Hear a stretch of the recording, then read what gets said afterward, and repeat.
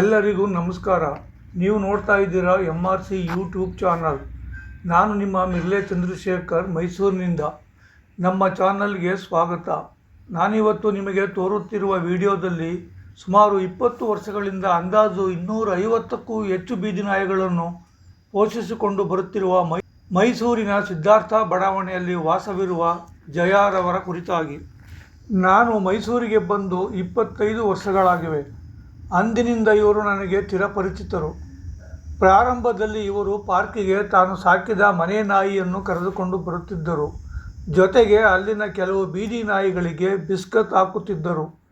ಸಾಕಿದ ನಾಯಿಯು ಮರಣ ಹೊಂದಿದ ನಂತರ ಬೀದಿ ನಾಯಿಗಳನ್ನೇ ತನ್ನ ನಾಯಿಗಳೆಂದು ತಿಳಿದು ಪ್ರೀತಿಯಿಂದ ಮಾತನಾಡಿಸಿ ಬಿಸ್ಕತ್ತನ್ನು ಹಾಕಿಕೊಂಡು ಬರುತ್ತಿದ್ದರು.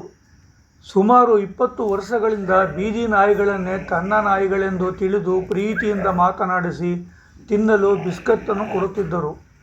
ಬೀದಿ ನಾಯಿಗಳನ್ನು ಪೋಷಿಸುವ ಅಭಿರುಚಿಯು ಹವ್ಯಾಸವಾಗಿ ಈಗ ಇವರಿಗದು ನಿತ್ಯದ ಕೆಲಸವಾಗಿದೆ. ಲಲಿತಾ ಮಹಲ್ ಸುತ್ತ, ಹೆಲಿಪ್ಯಾಡ್, ಹುಣಸೆ ಮರದ ರಸ್ತೆ ಹಾಗೂ ಸಿದ್ಧಾರ್ಥ ಬಡಾವಣೆಯಲ್ಲಿನ 3 ಪಾರ್ಕ್ಗಳಲ್ಲಿನ ಬೀದಿ ನಾಯಿಗಳೇ ಇವರ ಕುಟುಂಬದ ಸದಸ್ಯರುಗಳಾಗಿ ಇವರನ್ನೇ ಅವಲಂಬಿಸಿವೆ. ಶ್ವಾನ ಸೇವೆಯನ್ನೇ ಜನಾರ್ದನ ಸೇವೆಯನ್ನಾಗಿ ಮಾಡಿಕೊಂಡಿರುವ ಇವರು 8 ವರ್ಷಗಳಿಂದ ಮುಂಜಾನೆ 4 ಗಂಟೆಗೆಲ್ಲ ಎದ್ದು 8 kgಯಷ್ಟು ಬಿಸಿ ಬಿಸಿ ಅನ್ನವನ್ನು ತಯಾರಿಸಿಕೊಂಡು 5:30ಕ್ಕೆ ಮನೆಯಿಂದ ಹೊರಟು ಸುಮಾರು 5-6 ಕಿಲೋಮೀಟರ್ ದೂರ ನಡೆದು 15ಕ್ಕೂ ಹೆಚ್ಚು ಕಡೆಗಳಲ್ಲಿ ಇವರನ್ನೇ ಎದುರು ನೋಡುತ್ತಾ ಕಾಯುತ್ತಿರುವ ನಾಯಿಗಳಿಗೆ ಪ್ರೀತಿಯಿಂದ ಮಾತನಾಡಿಸಿ ಜೋರು ಮಾಡುವ ಕಡೆಗಳಲ್ಲಿ ಜೋರು ಮಾಡಿ ಅವುಗಳ ಕೂಗಾಟಕ್ಕೆ ಹೆದರದೆ ಅನ್ನವನ್ನು ಇಡುತ್ತಾ ಹೋಗುತ್ತಾರೆ. ದಾರಿಯುದ್ದಕ್ಕೂ ಎದುರಾಗಿ ಸಿಗುವ ವಾಯುವಿಹಾರಿಗಳಿಗೆ ಇವರನ್ನು ಕಂಡರೆ ಎಲ್ಲಿಲ್ಲದ ಪ್ರೀತಿ. ಇವರ ಕಾರ್ಯವನ್ನು ಮೆಚ್ಚಿ ಸಿಕ್ಕ ಕೆಲವರು ಪ್ರಶಂಸೆಯ ನುಡಿಗಳನ್ನಾಡಿದ್ದಾರೆ. 250ಕ್ಕೂ ಹೆಚ್ಚು ನಾಯಿಗಳಿಗೆ ಆಹಾರವನ್ನು ಕೊಟ್ಟು ವೈದ್ಯಕೀಯ ಚಿಕಿತ್ಸೆಯನ್ನು ಕೊಡಿಸಿ ಸಾಕುವುದೆಂದರೆ ಸುಲಭದ ಮಾತಲ್ಲ. ಅದು ಏಕಾಂಗಿಯಾಗಿ. ಮಳೆ ಇರಲಿ ಚಳಿ ಇರಲಿ, ಇನ್ನೂ ಕತ್ತಲು ಇರುವಾಗಲೇ ದಟ್ಟ ಅರಣ್ಯದಂತಿರುವ ಲಲಿತಾ ಮಹಲ್ ಮುಂಭಾಗದಲ್ಲಿ ಬೀದಿ ನಾಯಿಗಳ ನಡುವೆ ನಡೆಯುವುದಕ್ಕೆ ಗುಂಡಿಗೆ ಬೇಕಾಗುತ್ತದೆ. ಈ ಮಹಾತಾಯಿಯ ಮಹತ್ ಕಾರ್ಯವನ್ನು ಹೇಳುವುದಕ್ಕಿಂತ ಕಣ್ಣಾರೆ ನೋಡಿ ಬರೋಣ ಹಾಗೂ ಅವರು ಅನುಭವಿಸುತ್ತಿರುವ ಕಷ್ಟ ಸುಖಗಳನ್ನು ಅವರಿಂದಲೇ ಕೇಳಿ ತಿಳಿದುಕೊಳ್ಳೋಣ. ಆಕ್ಸಿಡೆಂಟ್ನಿಂದ ಕಾಲುಗಳು ಮುರಿದಿರುವ ನಾಯಿಗಳು ಹಾಗೂ ರೋಗ ರುಜಿನಗಳಿಂದ ನರಳುವ ನಾಯಿಗಳಿಗೆ ತಕ್ಷಣ ಸೂಕ್ತ ಚಿಕಿತ್ಸೆ ಕೊಡಿಸಿ ಮೊದಲಿನಂತೆ ಆಗುವವರೆಗೂ ಮಕ್ಕಳಂತೆ ನೋಡಿಕೊಳ್ಳುತ್ತಾರೆ ಜಯಾರವರು. ಏಕಮ್ಮ ಇವೆಲ್ಲ ನಿಮಗೆ? ನಿಮ್ಮಷ್ಟಕ್ಕೆ ನೀವು ಕೆಲಸ ನೋಡಿಕೊಂಡು ಇರಬಾರದೆ ಎಂದು ಕೇಳಿದರೆ ತಕ್ಷಣ ಅವರಿಂದ ಬಂದ ಉತ್ತರ, ಸಾರ್, ನಾವು ಸತ್ತಾಗ ಏನು ಹೊತ್ಕೊಂಡು ಹೋಗ್ತೀವಿ ಸಾರ್? ಇರುವಾಗ ಒಂದಷ್ಟು ಜೀವಿಗಳಿಗೆ ಸಹಾಯ ಮಾಡುವುದು ಒಳಿತಲ್ಲವೇ ಎಂದು ಮರುಪ್ರಶ್ನೆ ಮಾಡುತ್ತಾರೆ. ಅವರಲ್ಲಿರುವ ನಾಯಿಯ ಪ್ರೀತಿಯನ್ನು ಜಯಾರವರ ಬಳಿಯೇ ಕೇಳಿ ತಿಳಿದುಕೊಳ್ಳೋಣ. ಮರೆತಿದ್ದೆ, ಅವರ ಈ ಪುಣ್ಯದ ಕೆಲಸಕ್ಕೆ ಅಭಿನಂದನೆ ಸಲ್ಲಿಸುವವರು ಹಾಗೂ ಧನ ಸಹಾಯ ಮಾಡಲು ಇಚ್ಛೆಯುಳ್ಳವರು ವಿಡಿಯೋ ಕೊನೆಯಲ್ಲಿ ಜಯಾರವರ ಮೊಬೈಲ್ ನಂಬರ್ ಹಾಕಿದ್ದೇನೆ. ಆ ನಂಬರ್ಗೆ ಕರೆ ಮಾಡಿ ತಮ್ಮ ಅಭಿಪ್ರಾಯವನ್ನು ಹಂಚಿಕೊಳ್ಳಬಹುದು ಹಾಗೂ ತಮಗೆ ಬಿಡುವು ಇದ್ದಲ್ಲಿ ಸ್ವತಃ ಅವರ ಕಾರ್ಯವನ್ನು ನೋಡಬಹುದಾಗಿದೆ. ಅವರ ಕಾರ್ಯವು ಮೆಚ್ಚುಗೆ ಆದಲ್ಲಿ ಅವರ ಈ ಸತ್ಕಾರ್ಯಕ್ಕೆ ತಾವು ಸಹ ಕೈ ಜೋಡಿಸಿ.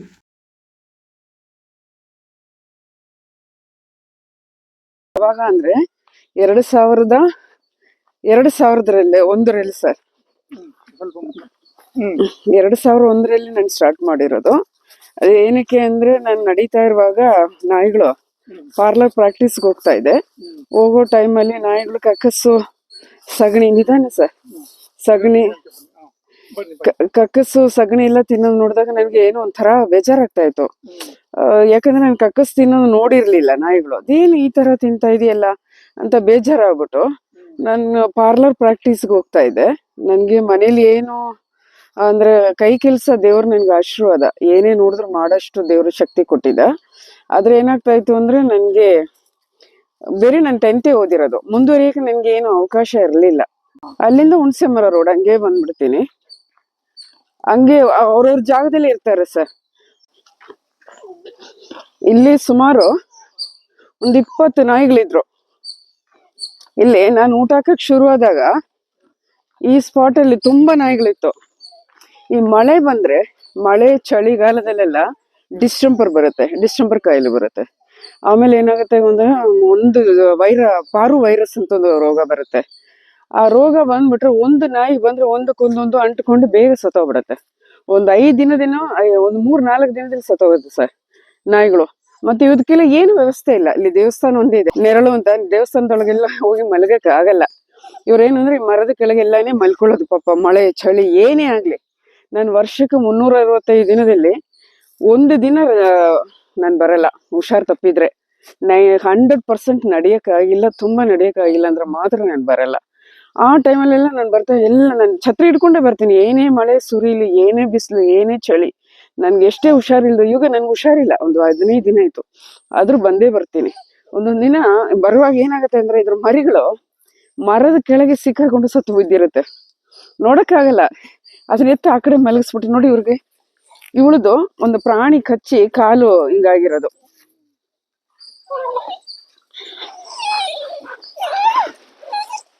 ಈರಮ್ಮ ಈರಮ್ಮ ಈರಮ್ಮ ಈರಮ್ಮ ಆತರ ಮಾಡ್ಬೇಡ. ಆಮೇಲೆ ಈ ತರ ಊಟ ಹಾಕುವಾಗ ಎಗರುವಾಗ ನನಗೂ ಸಣ್ಣ ಪುಟ್ಟ ಏಟಾಗತ್ತೆ. ಅದಕ್ಕೆ ನಾವೇನ್ ಮಾಡ್ತೀವಿ ಅಂದ್ರೆ ನಮ್ ಪ್ರೊಟೆಕ್ಷನ್ಗೋಸ್ಕರ ವರ್ಷಕ್ಕೊಂದ್ಸತಿ ಆಂಟಿ ರಾಬಿಸ್ ಇಂಜೆಕ್ಷನ್ ನಾನು ತಗೊಳ್ಬೇಕು. ಆಮೇಲೆ ತಗೊಳ್ತಾ ಇರ್ತೀನಿ. ಅದು ಡಾಕ್ಟರ್ ಹೇಳಿದ್ದಾರೆ ಕಂಪಲ್ಸರಿ ತಗೋಬೇಕು ಅಂತ. ಇವನ್ಗಾಗಿದೆ.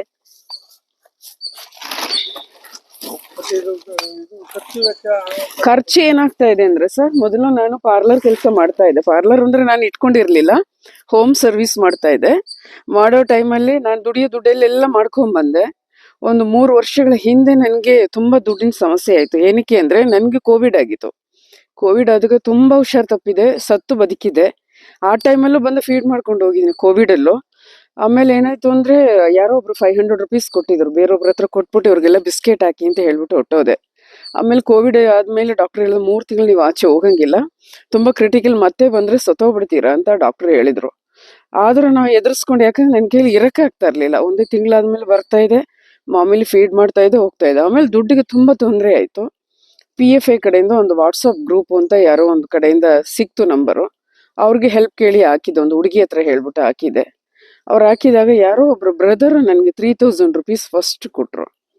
ಆಮೇಲೆ ಅವಾಗ ಅಷ್ಟು ಅಕ್ಕಿ ರೇಟ್ ಇರಲಿ, 10 ರೂಪಾಯಿ ಸಿಗ್ತಾ ಇತ್ತು. 10 ರೂಪಾಯಿ ಅಕ್ಕಿ ತಗೊಂಡ್ಬರ್ತಾ ಇದ್ದೆ. ಫಸ್ಟ್ ಬೇಯಿಸಿ ಹಾಕೋಣ ಅನ್ಬಿಟ್ಟು 1 kg ಶುರು ಮಾಡಿದೆ.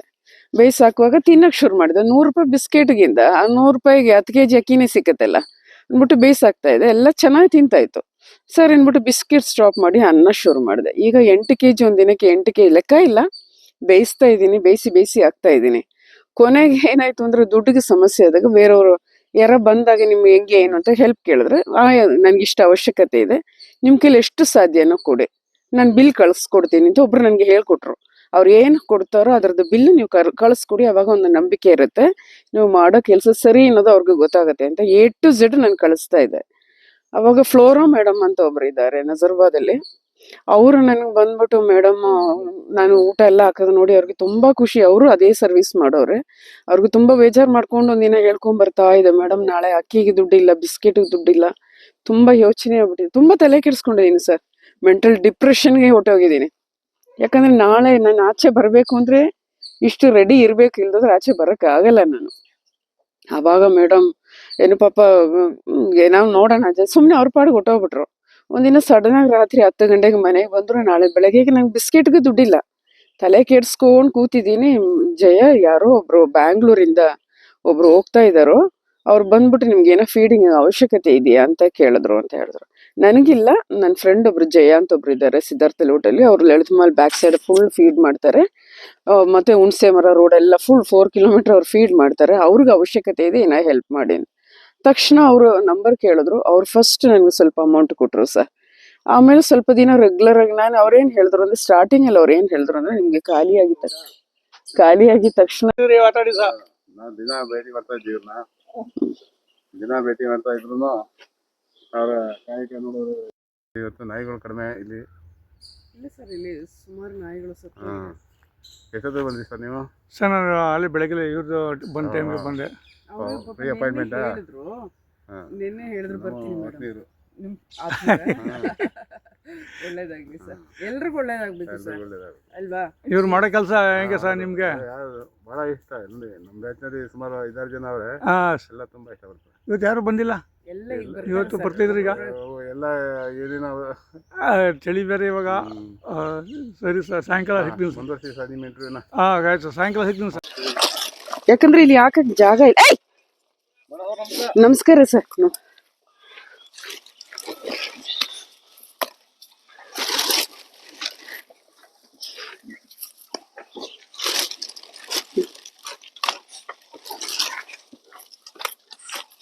ಇಲ್ಲಿ ಹಾಕಕ್ಕೆ ಕಲ್ಲಿಲ್ಲ, ಇವರೆಲ್ಲ ಕಟ್ಟೆ ಹತ್ರ ಬರೋರು. ಎತ್ಕೊಂಡು ಹೋಗ್ತಾರೆ ಸರ್. ನಾವ್ ಇಟ್ಟಿದಿನ ಸುಮ್ನೆ ಇರಲ್ಲ ಜನ. ಏನ್ ಮಾಡ್ತಾರೆ ಗೊತ್ತಾ, ಕ್ರಿಕೆಟ್ ಆಡಕ್ಕೆ ಆತರ ಏನೇನೋ ಸಮಸ್ಯೆ ಏನೋ ಹೇಳಿದ್ರಪ್ಪ. ಜನಮಿತ್ರ ಮಳೆಗಾಲ ಚಳಿಗಾಲ ಎಲ್ಲ ಶುರು ಆಗ್ಬಿಟ್ರೆ ಜೊತೆ ಅಂತ ಒಬ್ರು ಸಿಕ್ಕಲ್ಲ ಗೊತ್ತಾ. ನಾಯಿಗಳು ನನ್ ಜೊತೆ ಇರುತ್ತೆ. ಇಲ್ಲಿ 3 ಫ್ಯಾಮಿಲಿ ಇತ್ತು ಸರ್ ನಾಯಿಗಳು.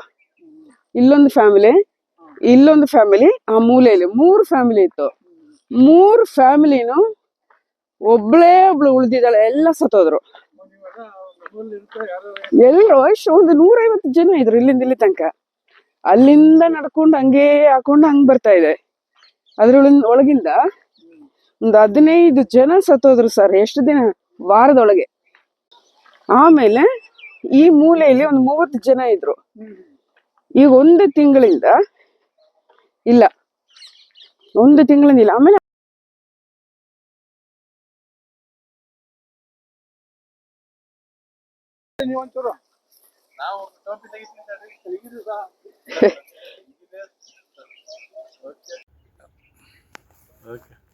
ಜಯ ಅವ್ರ ಮೇಡಮ್ ಬಗ್ಗೆ ನಿಮ್ಗೆ ಏನು ಗೊತ್ತಿದೆ ಹೇಳಿ ಸರ್. ಸರ್, ಅವರು ದಿನನಿತ್ಯ ನಮ್ಮ ಇಲ್ಲಿ ಡಾಗ್ಗಳಿಗೆ ಆಹಾರವನ್ನು ವಿತರಿಸ್ತಾರೆ ಸರ್.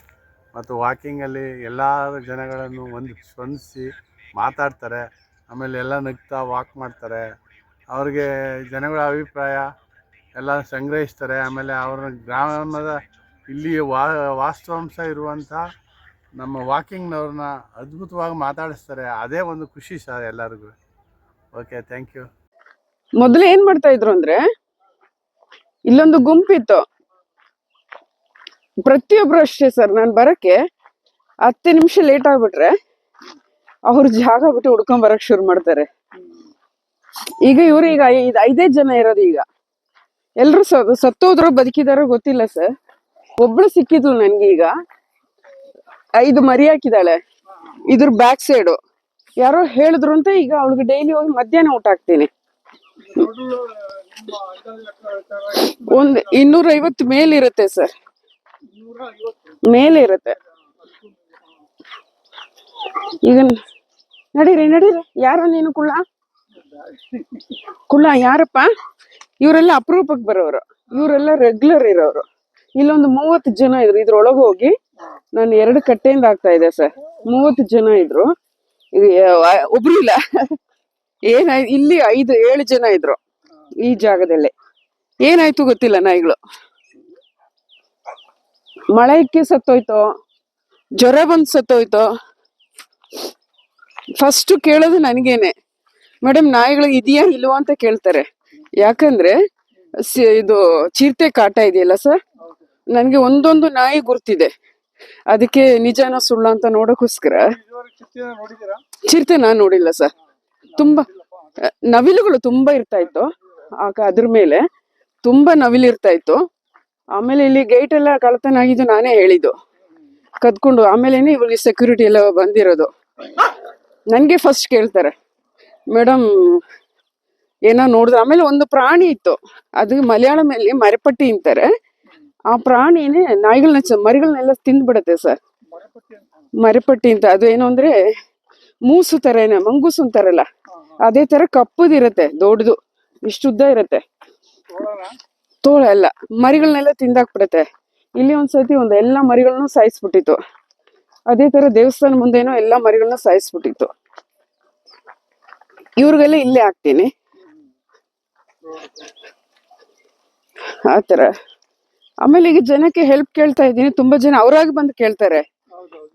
ಅವರಾಗಿ ಕೇಳಿದಾಗ ಅವಶ್ಯಕತೆ ಇದೆ ಅಂತೀನಿ, ಮೂಡಿದ್ರೆ ಕೊಡ್ತಾರೆ, ಇಲ್ಲೊಂದು ನಂಬರ್ ಇಸ್ಕೊಳ್ತಾರೆ, ನಿಮ್ಗೆ ಕಳಿಸ್ತೀನಿ ಮೇಡಮ್ ಅಂತಾರೆ. ಏನಿಲ್ಲ, ನಾನು ಅದ್ರ ಬಗ್ಗೆ ಚಿಂತೆನೂ ಮಾಡಲ್ಲ. ದೇವ್ರು ನಡೆಸ್ತಾನಂತೆ ನಂಬಿಕೆ ಸರ್, ಅವನ ಮುಂದೆ ಯಾರು ಇಲ್ಲ ಅಲ್ಲ.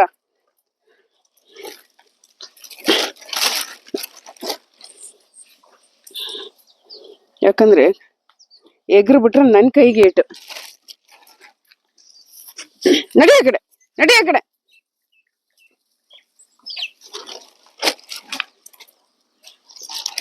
ಏ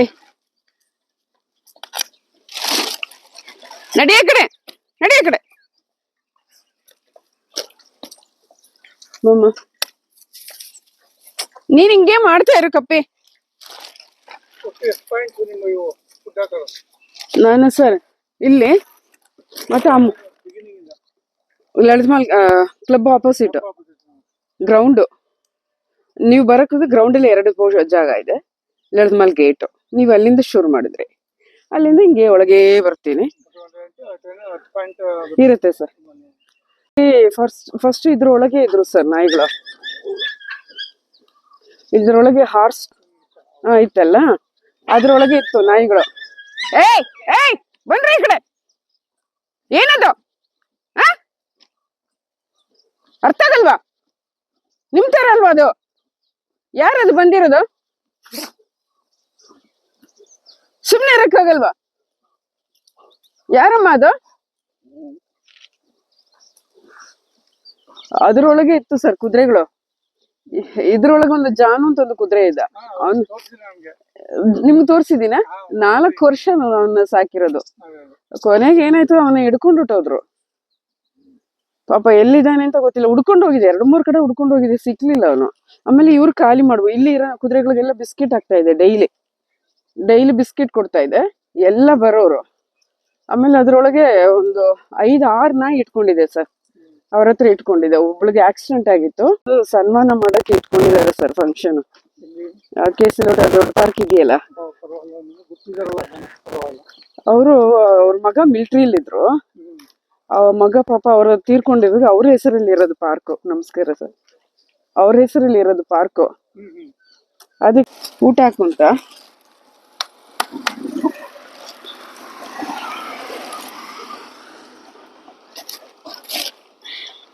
ಇನ್ನು ಅವನ್ ಬಿಡಲ್ಲ, ಅಲ್ಲಿ ತನಕ ಬರ್ತಾನೆ. ಇಲ್ಲೊಂದು ಬಿಸ್ಕೆಟ್ ತಗೊಂಡ್ಬಿಡ್ತೀನಿ ಸರ್, ಒಂದು ಪ್ಯಾಕೆಟ್ ಬಿಸ್ಕೆಟ್ ಚಿನ್ನ ಬಾ.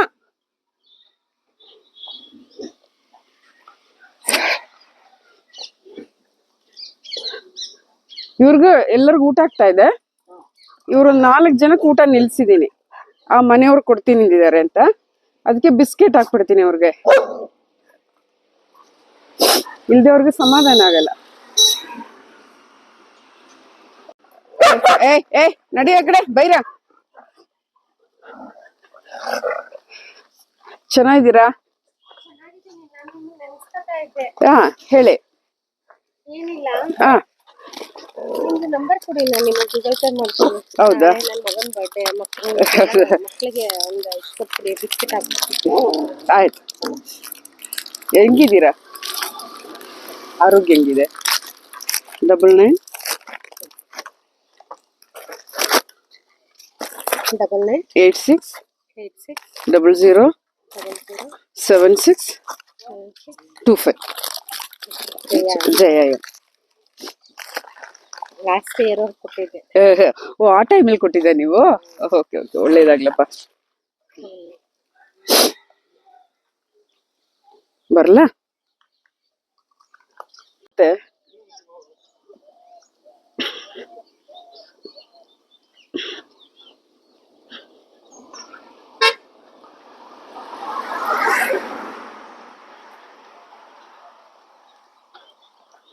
ಏನು ಸಾಧಿಸಲ್ಲ ಸರ್ ನಾವು ಜೀವನದಲ್ಲಿ.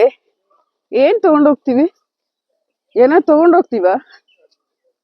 ಏನು ತಗೊಂಡೋಗಲ್ಲ. ಊಟ ಹಾಕಕ್ ಶುರು ಮಾಡಿ 8 ವರ್ಷ ಆಯ್ತು ಸರ್. ಬಿಸ್ಕೆಟ್ ಬನ್ ಆಗ್ತಾ ಇರೋದು 21 ವರ್ಷ ಆಯ್ತು. 21-22 ವರ್ಷ. 22 ವರ್ಷದಿಂದ ಮಾಡ್ತಾ ಇದ್ದೀನಿ. ಚಿಕ್ಕವಳಿಂದಾಗ ಇಲ್ಲಿ ಬಂದು ಹೆಲಿಪ್ಯಾಡ್ ಅಲ್ಲಿ ಎಕ್ಸರ್ಸೈಸ್ ಮಾಡ್ಬಿಟ್ಟು ನಾಯಿಗಳನ್ನೆಲ್ಲ ಕರ್ಕೊಂಡ್ ಬರ್ತಾ ಇದೆ. ಎಲ್ಲರನ್ನು ಕೂರಿಸ್ಕೊಂಡು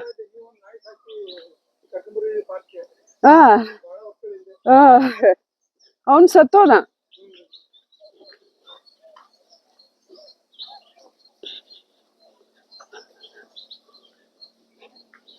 ಏನು ಕೇಳಲ್ಲ ಸರ್. ಏನಕ್ ಬೇಕು? 4 ಜನಕ್ಕೆ ಒಳ್ಳೇದ್ ಮಾಡ್ಬೇಕು. ನಾನು ಇರೋ ತನಕ ಬಡವ್ರಿಗೂ ಸಹಾಯ ಮಾಡ್ತಾ ಇದೆ. ಪ್ರಾಣಿ ಪ್ಲಸ್ ಮನುಷ್ಯರಿಗೂ ಮಾಡ್ತೀನಿ ಸರ್. ಮನುಷ್ಯರಿಗೂ ನನ್ನ ಕೈಯಲ್ಲಿ ಆಗಿದ್ ಮಾಡ್ತಾ ಇದ್ದೀನಿ ಇವತ್ತಿಗೂ. ನನಗಿಲ್ದೋದ್ರು ಮಾಡಿ ಆದ್ರೂ ಕೊಡ್ತೀನಿ. ನೋಡಿ ಅಲ್ಲಿ ನಿಂತ್ಬಿಟ್ಲು ನೋಡಿ, ಆ ಜಾಗ ಊಟ ಹಾಕೋದು, ಈ ಜಾಗ. ನಿಮ್ಗೇನ್ ಇಲ್ಲಿ ತನಕ ನನಗೆ ತುಂಬಾ ಭಾರ ಇರುತ್ತೆ. ನೋಡಿ ಅಲ್ಲಿ ಬರ್ತಾ ಇದ್ದಾರೆ. ನಡೀರಿ.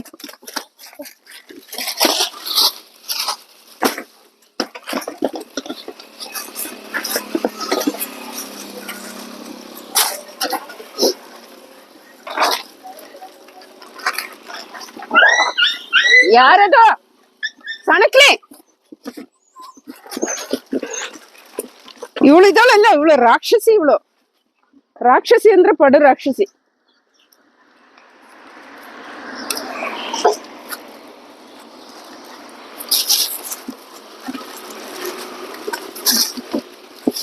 ಯಾಕಪ್ಪ ನೀನ್ ಹಿಂಗ್ ಮಾಡ್ತಾ ಇರ್ತೀಯ?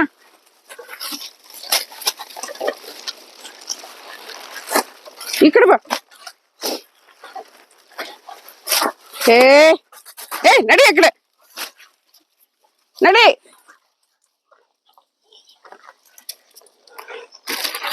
ಹಾಕಕ್ ಬಿಡಲ್ಲ ಸರ್, ಎಷ್ಟು ಕಷ್ಟ ಇದೆ ಗೊತ್ತಾ?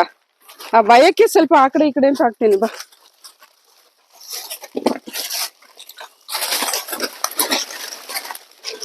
ಅವನಿಗೆ ಸಿಕ್ಲೇ ಇಲ್ಲ ನೋಡಿ ಊಟ. ಒಬ್ಬನಿಗೆ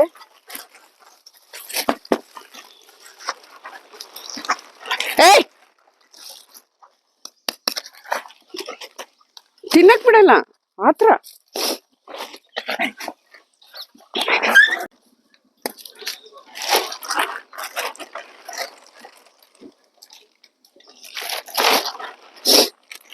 ನಿನಗೆ ಅಲ್ಲಿ ಕೊಡ್ತೀನಿ.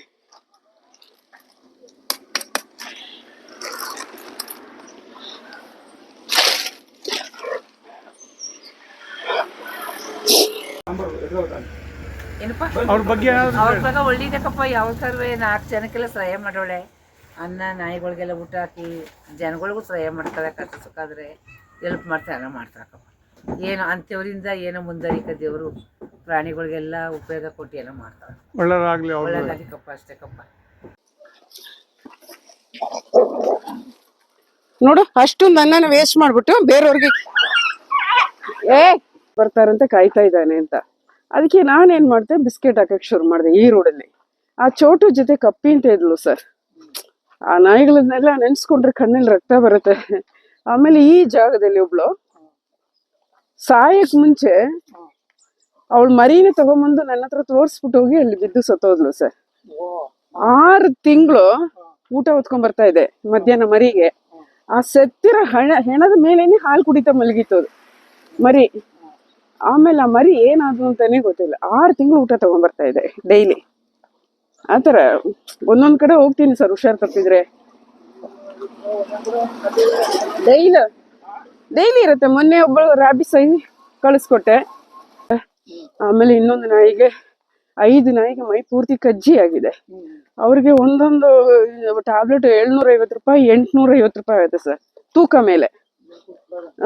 ಗಾಡಿ ಹತ್ತಿಸಿರೋದು, ಅವಳಿಗೂ ಗಾಡಿ ಹತ್ತಿಸಿರೋದೆ. ಯಾರೋ ತಗೊಂಬಂದ್ ಬಿಟ್ಟಿರೋದು ಸರ್ ಇದೆಲ್ಲ. ಆತರ ಸುಮಾರು ಖರ್ಚುಗಳು. ಈಗ ನೋಡ್ತಾ ಹೆಂಗ್ ಸರ್ ಬಿಡಕ್ಕಾಗತ್ತೆ ಅಲ್ವಾ? ಹುಷಾರಿಲ್ಲ ಅಂದ್ರೆ ನನ್ನ ಕೈಲಾಗಿದ್ ಮಾಡ್ಲೇಬೇಕಲ್ವಾ? ಅದು ಫಸ್ಟ್ ನನ್ನ ಹತ್ರ ಓಡ್ ಬರುತ್ತೆ. ಹೊಡಿತೀನಿ ಗುಂಡ. ನೋಡಿ ಅವ್ನಿಗೆ ಹಾಕಕ್ಕೆ ಬಿಡ್ತಾ ಇಲ್ಲ. ಬಿಡ, ಅನ್ನ ಬೇರೆ ಶಾರ್ಟೇಜ್ ಇದೆ.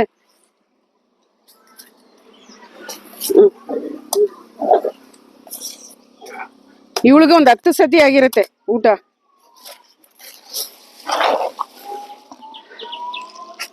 ಬಾ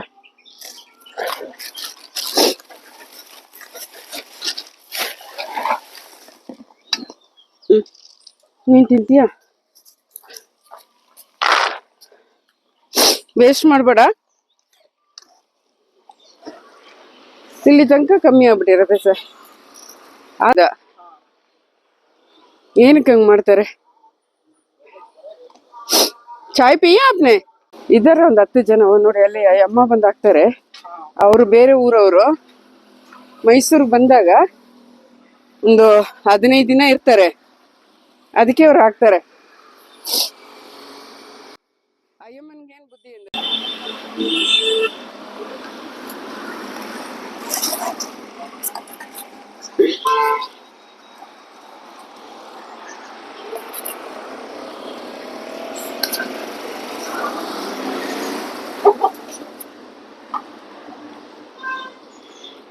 ಇಲ್ಲಿ ಸ್ವಲ್ಪ ಭಯ, ಊಟ ಹಾಕಕ್ಕೆ ಬಿದ್ಬಿಟ್ಟೆ.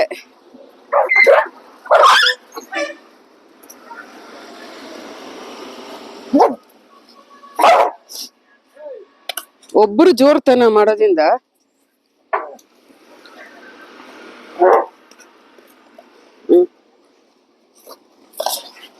ನಡಿ ನಡಿ.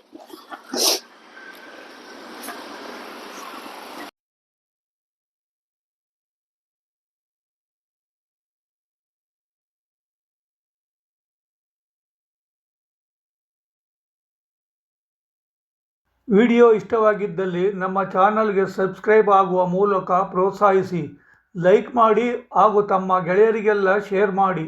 ಧನ್ಯವಾದಗಳು. ನೀವು ನೋಡ್ತಾ ಇರಿ MRC ಯೂಟ್ಯೂಬ್ ಚಾನಲ್. ನಾನು ನಿಮ್ಮ ಮಿರ್ಲೆ ಚಂದ್ರಶೇಖರ್.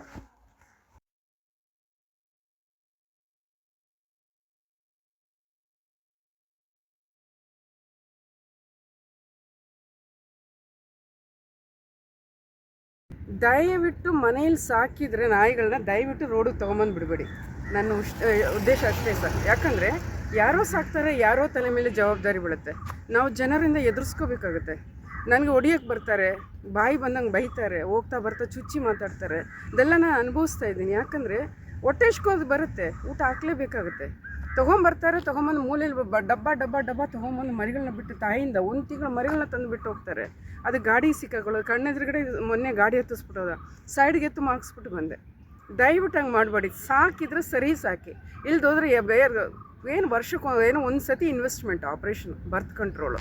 ಹೆಣ್ಣು ಮರಿ ಸಾಕಿದರೆ 8 ತಿಂಗಳೊಳಗೆ ನೀವು ಆಪ್ರೇಷನ್ ಮಾಡ್ಕೊಂಬಿಟ್ರೆ ಅದು ಸಾಯೋ ತನಕ ಮರಿ ಹಾಕೋದೇ ಇಲ್ಲ. ಇವ್ರೇನು ಮಾಡ್ಬಿಡ್ತಾರೆ, ಮರಿ ಹಾಕಿದ ತಕ್ಷಣ ಮರಿಗಳ ದೂರ, ಅಮ್ಮನ ದೂರ. 2,000 ರೂಪಾಯಿ ಖರ್ಚು ಮಾಡೋಕ್ಕಿರಲ್ವಾ? ನಾನು ಕೇಳೋದಷ್ಟೇ ಸರ್. 1 ಸತಿ ಇನ್ವೆಸ್ಟ್ಮೆಂಟ್ 2,000, ವರ್ಷಕ್ಕೊಂದು ಇಂಜೆಕ್ಷನು 1,850 ರೂಪಾಯಿ. ಸ್ಟ್ರೀಟ್ ಡಾಗ್ ಅಂದರೆ ಕಮ್ಮಿಗೆ ಹಾಕ್ಕೊಡ್ತಾರೆ. ಗೌರ್ಮೆಂಟ್ ಹಾಸ್ಪಿಟ್ಲಿಗೆ ತೊಗೊಂಡು ಹೋದರೆ ಹಾಕ್ಬಿಟ್ಟು 1 ದಿನ ನೀವು ಪ್ರಯತ್ನ ಮಾಡಿಬಿಟ್ರೆ ಖಂಡಿತ ಅದು ಲೈಫ್ ಲಾಂಗ್ ಚೆನ್ನಾಗಿ, ಮುಂದಿನ ವರ್ಷನೇ ನೀವು ಇಂಜೆಕ್ಷನ್ ಆಗುವ.